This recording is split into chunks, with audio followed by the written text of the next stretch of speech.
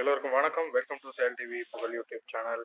இந்திய கிரிக்கெட் அணியின் test cricket அணியின் பதவியிலிருந்து ரோஹித் சர்மா விலக முடிவெடுத்திருக்கிறார். நாளை நடைபெறக்கூடிய சிட்னி டெஸ்ட் போட்டியில் அவர் களம் காண மாட்டார். பூம்ரா கேப்டனாக செயல்படுகிறார் என்பது வர்ற தகவல்ல தெரியுது. என்னை பொறுத்த வரைக்கும் நாளைக்கு அவருக்கு ரெஸ்ட் கொடுக்கப்படல. அணியை விட்டு அவர் தூக்குறதுக்கான முயற்சியும் நடந்துச்சு. அவர் நாளைக்கு அபிஷியலா தன்னுடைய ஓய்வை அறிவிப்பதற்கான வாய்ப்பு இருக்கு.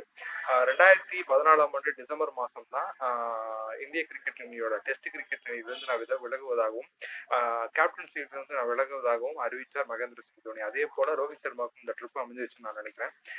நாளைக்கு ரோஹித் சர்மா அந்த சிட்னி டெஸ்ட் விளையாடுறதுக்கு வாய்ப்பு இல்லை என்றும், அப்படியே விளையாடினாலும் ஒரு கேப்டனாக இல்லாமல் தான் விளையாடுவார் என்றும் தகவல் வந்தபடி இருக்கு. விராட் கோலி இந்திய கிரிக்கெட் அணியிலிருந்தும் விலகுவதற்கான வாய்ப்பு இருக்கும் அப்படின்னு சில யூகங்கள் தெரிவிக்கிறாங்க. நாளைக்கு அபிஷியல் அறிவிப்பு ரோஹித் சர்மாவோட டெஸ்ட் ஹிஸ்டரி